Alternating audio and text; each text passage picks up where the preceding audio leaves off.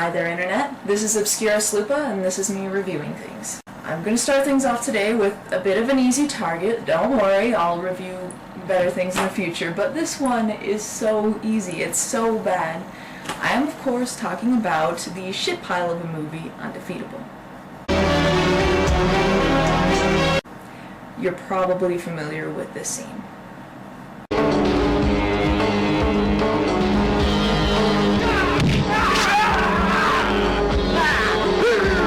I say it's an easy target because the entire movie is a punchline in itself.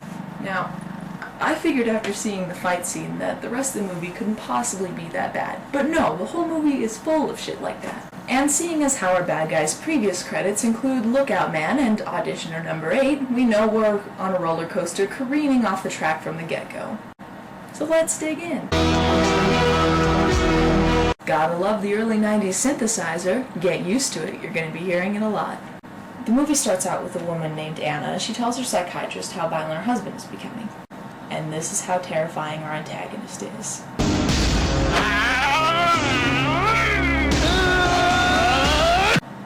Really, movie? That's how you're going to introduce him? This is one of the many hilariously bad fight scenes in the movie. Although this one has a nice creepy undertone.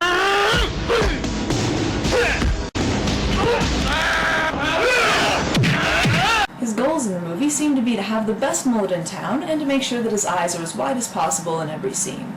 Oh, and rape and murder. Are we supposed to buy this? Good, good. Look at the camera. No, keep going. This shot too. Keep going.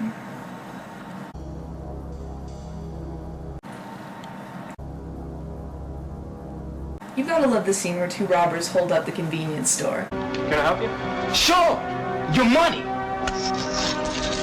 It's like, it's not enough that they hold up the clerk at gunpoint. They actually take, like, the 2 pennies worth of change on the bowl on the counter. The highlight of the scene, however, lies in the Oscar-worthy dialogue. Hey, I just want to pay for this. It's on the house, kid! Do I get mine on the house too? He's right. You shouldn't play favorites. We better be fair. That is a mouthful of funk. Suck my dick! Suck this, jerk off. You sure you're up for this? How's your rib? So after that abrupt change of scene, we're introduced to Christy Jones, not that her name really matters. She's taking part in street fights for money, but since she's only doing it to get her sister through college, she's a fighter with a heart of gold. She's also a part-time waitress, which puts this right about on the same page as getting presents for the orphans because they deserve Christmas too. So Christy's getting ready for another fight with her gang, who apparently also have hearts of gold? It's over there. If Christy says she's okay, then I believe her, right? You're such a friend. Man, this is one pathetic group she's put together. Yeah, I wouldn't want to mess with the girl with the nasty girl hat on. Don't mess with her, she's got labels. What purpose do those chains have? To hold his hoodie up?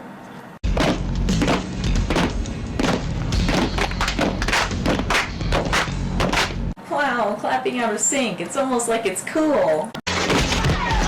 Next we're introduced to Christy's little sister, Karen. Hey, Karen! Hi guys, what are y'all doing here? There's also these guys that are supposed to be comic relief, but I think it was before anybody realized that this whole thing was a comedy. Why aren't y'all doing your job, arresting murderers and rapists, instead of arresting innocent people? Yeah, innocent, except for, you know, all that illegal stuff. You're making a big mistake, Nick. I don't think so, Mike. You're wrong about this one. She's okay. So, Christy is let off the hook, and we learn that this whole scene accomplished nothing. Let's see what's happening with Captain Mullet, then. Paul, otherwise known as Stingray. Yeah, you heard me. Stingray. He's coming on to his wife, but she isn't in the mood for it, so he tries a little foreplay.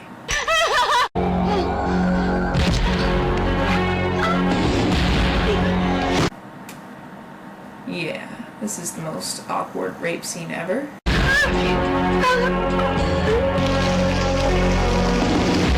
Yeah.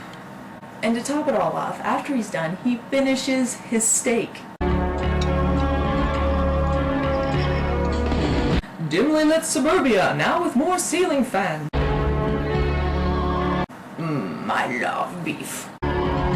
After some terrible acting that only acts as a segue for the next scene, Stingray comes home to find that his wife has left him. Really? Because she seems so happy there. He takes the news well.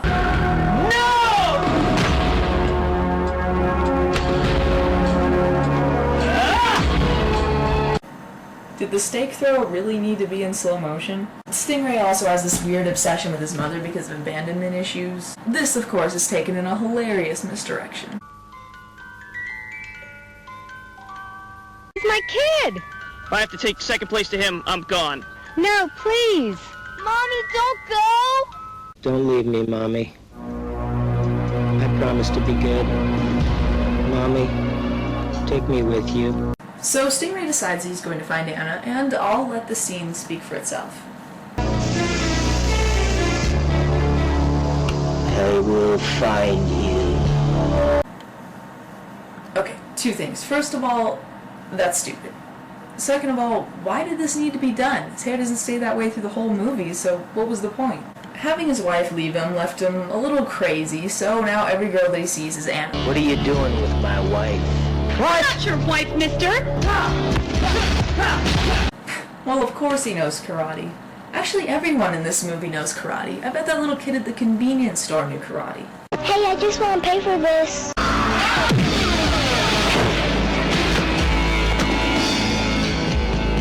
Did you think I wouldn't find you? So he chains up this girl in his convenient abandoned warehouse, all the while trying his best to look like Sinbad voyaging the seven seas. The police find the body of the man Stingray killed. This was Sung Kim, world karate champ? Of course.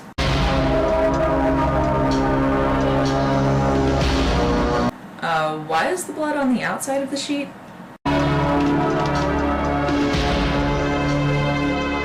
Looks like she was tortured and raped.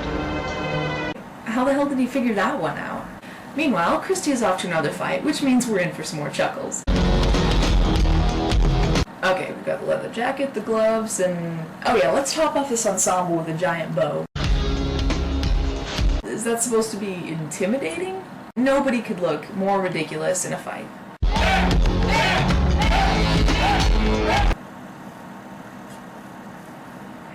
I stand corrected. Now we have the pre-fight banter. Time to place you on injured reserve. Poor little baby bear. Had to steal his mama's Tupperware. She realizes that's football padding, right? Now, it's time to play. It's a good thing he decided to change out of his pajama pants before the big fight today. The 30-year-olds in high school seem to really be rooting for him. This is really intense, guys. I don't know if I can handle all of the slow motion going on right now. But thank goodness the extras are here to keep the bad dialogue going. You're done, Bear. Son of a bitch! Anyway, Stingray sets his sights on Bear's girlfriend. Oh, Bear! Give me a minute, I gotta go to the can. Charming. Damn!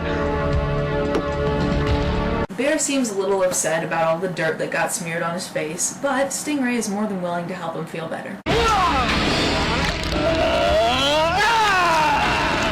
Just kidding. He kills him. Hello, Anna. Time to go, Anna. What? Good editing. Meanwhile, Aladdin is trying to swat some flies away, but decides he'd rather do the river dance instead.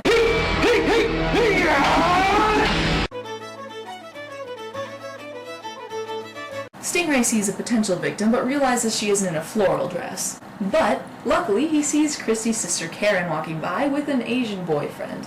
He probably knows karate.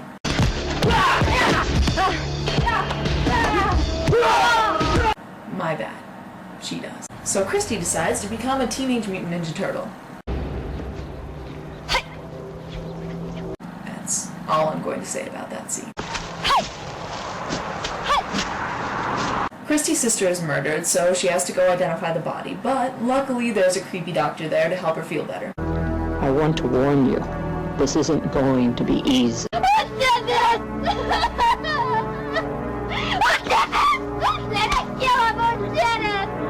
This somber moment is respectfully followed by a ridiculous fight scene.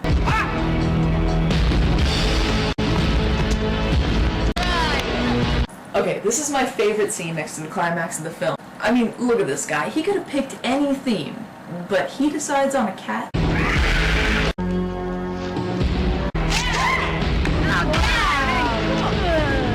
Christy is looking for her sister's killer and decides to beat up Catboy, so they fight. Ridiculously, of course.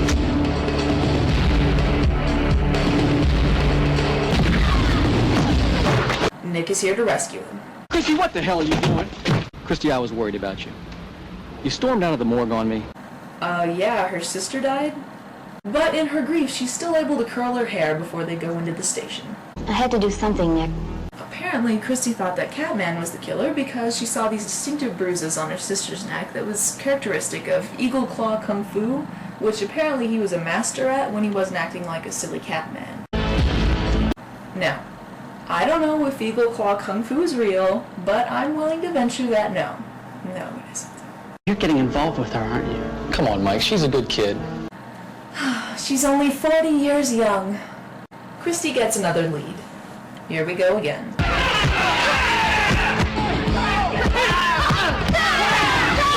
I don't know, after all those themed fights, this one's a little bit of a disappointment. I mean, it's like the filmmakers didn't even want us to laugh this time around. Alright kids, recess is over. I'm sorry, I stand corrected. I got something at the station I think you'd like to see. What is it? I brought in a specialist in martial arts. He's going to help identify the marks. He, messed up his lines there. Should we edit that out? No, leaving! Okay, so the specialist identifies what technique was used, and Nick and Christy do some investigating, because apparently, in the world, there are only 3 people who use this technique. You know what? We haven't had a fight scene in 5 minutes.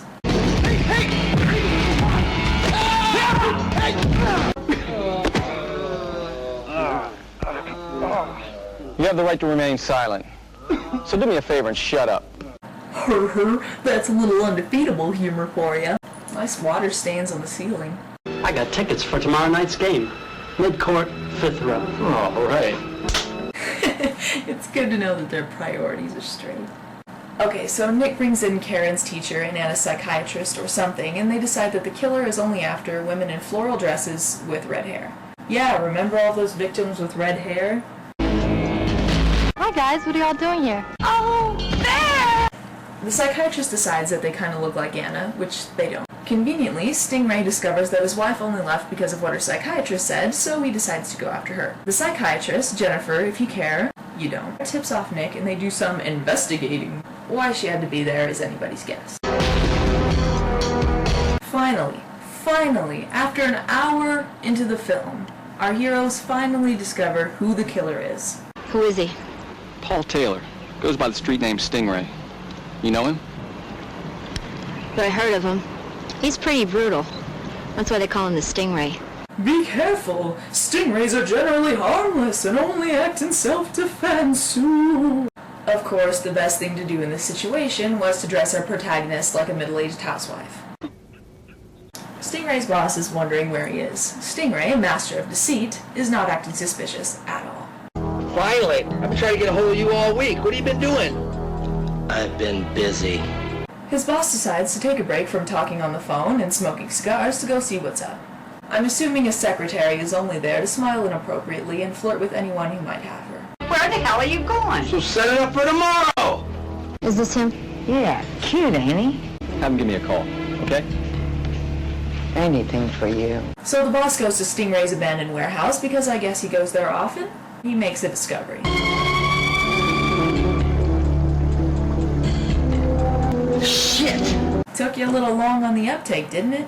But at least the fish are happy. Imagine Stingray's disappointment when he found out that eye flakes aren't on the market. No! What's Stingray have eyeballs in a fish tank for? I like that his boss's initial reaction is what he has them for, as opposed to like, why the hell they're even there. Stingray dispatches of him in what I can only assume is a violent shaking of the head. He proceeds to go after the psychiatrist, and, get ready for this, she tries some for Kung Fu on him. but his wide-eyed Vulcan death pinch lands him the victor. She manages, however, to trick him by pretending that she's his mom. And it works. I will be you. How many times have I told you to behave yourself? How many times have I told you to clean up your room? I'm sorry, Mommy. I won't do it again, I promise. Thus, Stingray decides to make her the best dinner ever. This is gonna be great. Meanwhile, while he's gone, the psychiatrist manages to answer her phone using the sheer power of her stir-up pants, and help is on the way.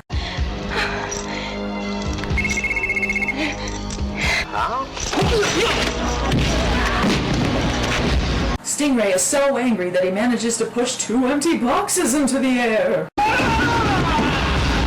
He launches into the air like an angry predator, his eyes set on a grazing psychiatrist. This isn't even the most ridiculous the movie gets. I see the gratuitous slow motion shots are still in play.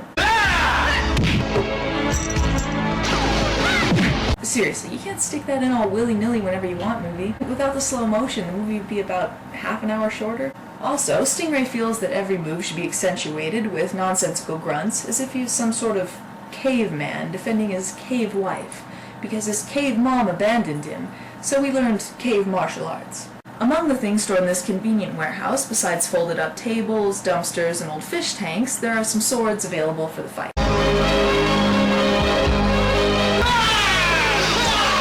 We also get the magical falling packaging peanut scene for those of us who wanted some levity in this intense fight. And just in case we were tired of the slow motion shots, the actors move just as slowly in the normal shots too. Stingray cuts Christy's arm too, which apparently is reason for her to have a sling. That's how an arm works, right? Nick and his partner bust in, but Stingray, crafty as he is, diverts them long enough to get a shot in. Oh no, he's shapeshifted into some sort of vest or something. Nick consoles his dying partner. Breathe! Breathe, faster. Oh come on, he hadn't even finished dying yet before you did the intense revenge stare. At the hospital, they post a guard at the psychiatrist's door. Luckily, they have good help. What about my lunch? And how convenient, because Stingray has disguised himself as the beefiest doctor of all time. And just in case you think people with degrees in psychiatry were smart, Jennifer doesn't recognize Stingray because he has a surgical mask on. Come on, the mullet alone should have tipped you off, lady. Nick and Christy follow them into the blueberry-colored basement of the hospital, and they all get into a pissing contest over whose pants are higher. A begrudging Nick concedes that indeed Stingray is the champion of the bad 90s fashion trends, but Stingray does compliment Nick on his equally ridiculous hair. Jennifer doesn't agree. Okay guys, are you ready for it? If this scene manages to make the other scenes look tame, you know you're in for some batshit crazy.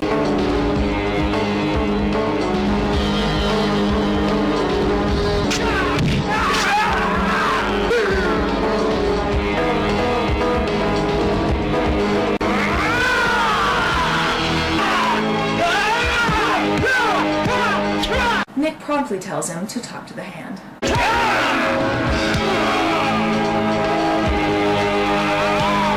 Oh, sir! Among the things available at a hospital, Christy decides that a towel is her best weapon. You heard me. A towel.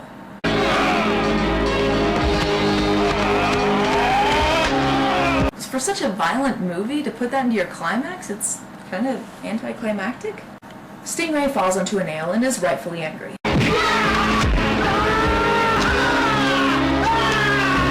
Taking advantage of the pause, Nick boastfully uses another facial expression.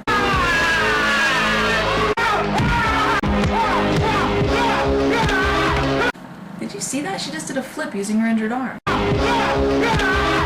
Nick and Christy finally defeat Stingray using the power of irony.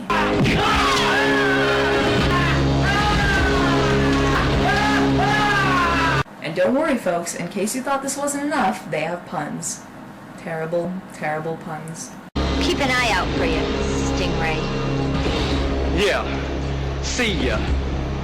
It's almost as if Nick was jealous of Christy's pun-making ability, so he just repeated what she said because he didn't have anything better. Then he slaps her face into his greasy chest. They close the film at Karen's grave where Christy says her goodbye. I love you, Karen, and I miss you so much.